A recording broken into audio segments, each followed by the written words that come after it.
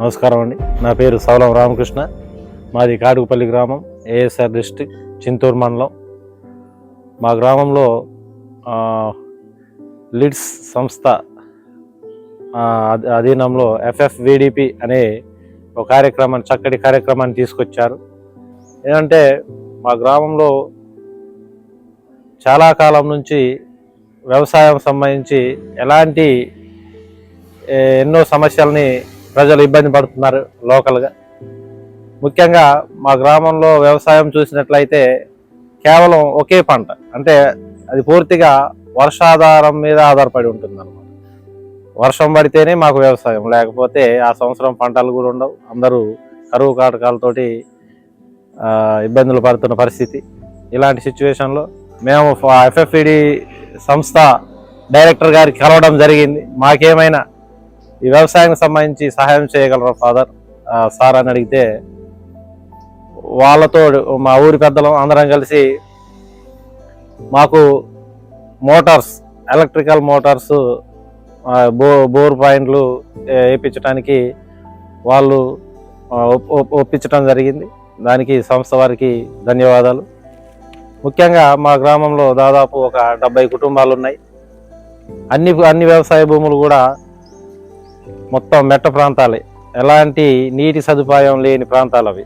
వర్షం పడితే తప్ప పండే పరిస్థితి లేదు. వ్యవసాయానికి సంబంధించి మొత్తం మా గ్రామానికి 10 మోటార్లు ఇచ్చారు. ఆ మోటార్ల విషయంలో 2 సోలార్కి సంబంధించి, అంటే అక్కడ ఎలాంటి ఎలక్ట్రిసిటీ ఫెసిలిటీస్ లేవు కాబట్టి సోలార్ మోటార్స్ 2, ఒక 8 ఎలక్ట్రికల్ మోటార్స్. అలాగే మేము ఎవరైతే ఈ బెనిఫిట్ పొంది ఉన్నారో బోర్ మోటార్ల కోసం, వారు ప్రతి సంవత్సరం వ్యవసాయం ద్వారా వచ్చిన ఆదాయంలో సంవత్సరానికి ఒకసారి ఒక 2,000, 3,000 అట్లా కాంట్రిబ్యూషన్ ప్రతి బోర్ నుంచి మేము మన VDC అకౌంట్లో, విలేజ్ డెవలప్మెంట్ అకౌంట్లో వేయటం జరుగుతుంది. వ్యవసాయం పరంగా కూడా మాకు ప్రతి సంవత్సరం ఒకే పంట పండాలి, అది వర్షం పడితేనే ఉండేది. కానీ ఇక నుంచి మేము 2 పంటలు తీసుకోవడానికి కూడా, 2 పంటలు పండించడానికి కూడా మాకు మంచి అవకాశం కల్పించారు. ప్రత్యేకించి FFVDP డైరెక్టర్ గారికి, ఈ సంస్థ అందరికీ నేను కృతజ్ఞతలు తెలియజేస్తున్నాను మా గ్రామస్తుల తరపు నుంచి. నా పేరు సత్తమ్మ, మాది కాడికిపల్లి గ్రామం. FFVDPలో వీడిసిల్లో నేను సభ్యురాల్లో పనిచేస్తున్నా. వ్యవసాయంలో 8 మందికి మనిషికి 20,000 చొప్పున మాకు ఇచ్చారు. దాంట్లో నేను కూడా 20,000 తీసుకున్నా, పత్తి కేసాను. ఇక మేము తిరిగి కట్టగలుగుతున్నాము అప్పులు. మొత్తము 1,60,000 మేము తీసుకున్నవి మళ్ళీ తిరిగి మేము జమ చేసి కడుతున్నాం. నా పేరు సౌలం అజయ్, మరి కాడుగుపల్లి. FFVDP ప్రాజెక్ట్ ద్వారా మా గ్రామానికి టెంట్ ఎక్విప్మెంట్ ఇచ్చారు. దానికి నేను ఇన్ఛార్జ్ గా పనిచేస్తున్నాను. మాకు FFVDP ప్రాజెక్ట్ వచ్చిన తర్వాత 2022-23 సంవత్సరంలో మాకు 2,20,000 పెట్టి టెంట్ ఎక్విప్మెంట్ కొనుగోలు చేయడం జరిగింది.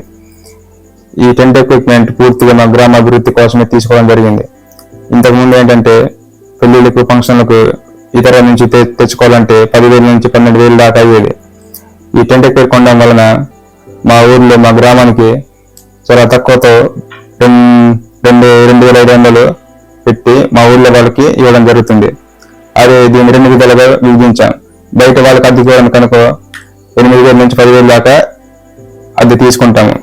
మాకు ఈ టెంట్ ఎక్విప్మెంట్ ద్వారా సంవత్సరానికి 1,00,000 నుండి 1,20,000 దాకా ఆదాయం వస్తుంది.